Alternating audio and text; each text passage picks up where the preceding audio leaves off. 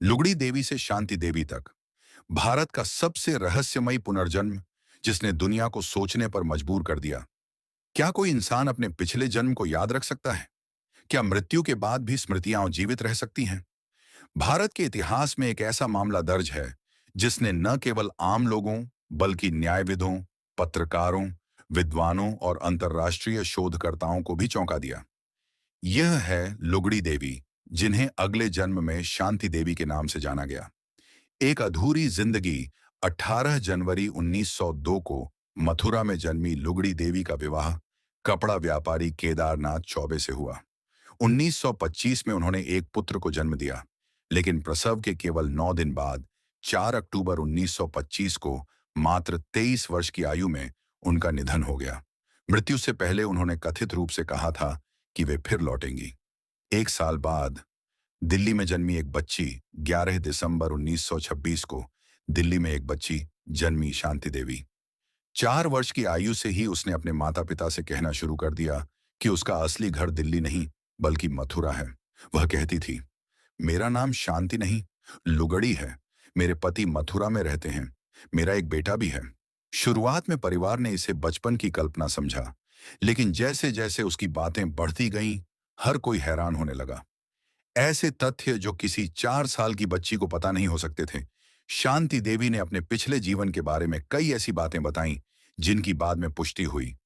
अपने पति का नाम और उनका व्यवसाय, मथुरा के घर का नक्शा और कमरों की बनावट, परिवार के सदस्यों के नाम, बेटे के जन्म और अपनी मृत्यु की परिस्थितियां, स्थानीय बोली के शब्द जिन्हें उसने कभी सीखा ही नहीं था, घर में छिपाए गए पैसों का स्थान।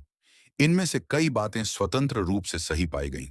महात्मा गांधी भी हुए उत्सुक। 1935 में इस मामले की चर्चा पूरे देश में फैल गई।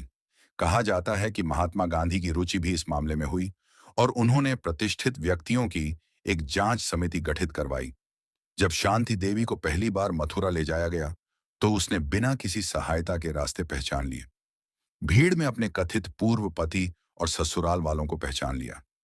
उसने घर के अंदर ऐसी जगहों की पहचान की जिन्हें केवल परिवार के लोग जानते थे। इन घटनाओं ने उपस्थित लोगों को स्तब्ध कर दिया। दुनिया भर के वैज्ञानिकों की रुचि बाद के वर्षों में इस मामले का अध्ययन कई शोधकर्ताओं ने किया। विशेष रूप से पुनर्जन्म पर शोध करने वाले मनोचिकित्सक डॉक्टर इयान स्टीवेंसन ने इसे दुनिया के सबसे महत्वपूर्ण पुनर्जन्म मामलों में शामिल किया। उन्होंने अपने शोध में पाया कि दुनिया भर में ऐसे हजारों बच्चे मिले जिन्होंने 2 से 6 वर्ष की आयु के बीच पिछले जन्म की यादें होने का दावा किया। शांति देवी का मामला उनमें सबसे अधिक चर्चित और प्रलेखित मामलों में गिना जाता है। हालांकि आधुनिक विज्ञान आज भी पुनर्जन्म को सिद्ध तथ्य के रूप में स्वीकार नहीं करता। वैज्ञानिकों का मानना है कि ऐसे मामलों के लिए मनोवैज्ञानिक, सामाजिक या अन्य संभावित कारणों की भी जांच आवश्यक है। इसलिए शांति देवी का मामला आज भी एक अनसुलझा रहस्य बना हुआ है। जीवन भर नहीं किया दूसरा विवाह। शांति देवी ने स्वयं को अपने पिछले जन्म की विधवा माना और जीवन भर विवाह नहीं किया।